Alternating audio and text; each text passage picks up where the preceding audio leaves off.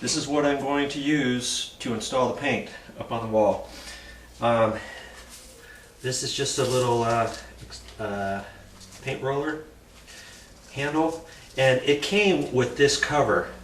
And I bought this like this, but I'm not going to use this one because this is for it's a semi-smooth to rough surfaces.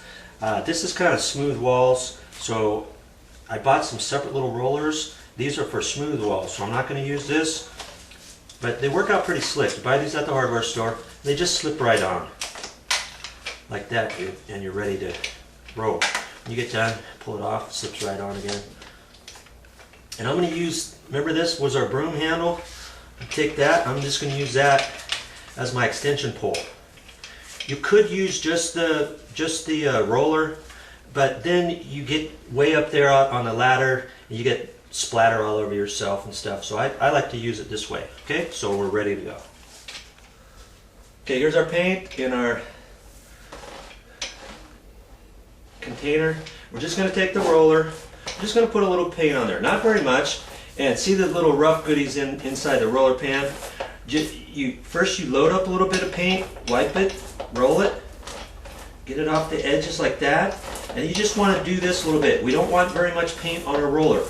You put too much paint on there, it's going to all fall down, make a big huge mess. You're not going to be too happy. So it's a little trial and error. So you do that, roll off the edge. Okay, now we're going to put this up on the wall, on the ceiling. Here's our patch area right here. We're just going to take our paint, we're going to put it on there. A little trial and error, just put on a little bit at first, and roll it on there. You want a good coverage, back and forth. Now I'm going to dip this into my pan. I'm going to get right back up there. You don't want to get too much paint on the ceiling at any one time in one place. What you want to do is, you can see sometimes it slides on there and then the roller cover will start rolling.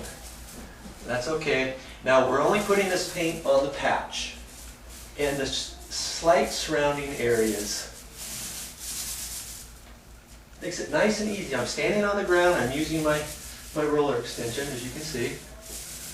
I'm just tapering it into the existing paint. I want to make sure I have a good coverage over all of the patch sheetrock mud. That's all I'm trying to achieve, is going over that.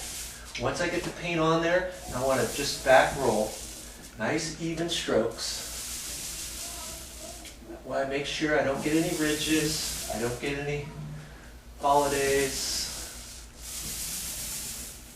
And I'm going to do that over my entire patch. Okay, so just keep doing it. We'll dip one more time and show you a little bit more. It's pretty easy to do. You could do this with a big roller cover, but I thought I'd try the small roller cover. Works out really well. I can control it nice and easy. You don't have to go fast on this. Just take your time. Make it look nice. You're a painter now. Okay, so this is our first coat. This is our prime coat, we call this. Okay, we're going to do this over our other little patch in the ceiling and on the wall. Okay, we're doing our next little patch on the ceiling. See, I can get really close to the wall. I don't want to hit the walls, the back wall especially, because I'm not going to paint that back wall. So again, I've got the paint on there, and now I'm just rolling it out.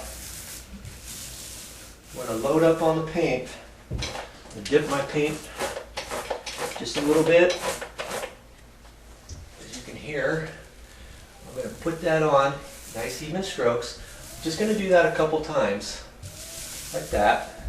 Now I'm going to go back over the entire area and blend it in. Nice even strokes.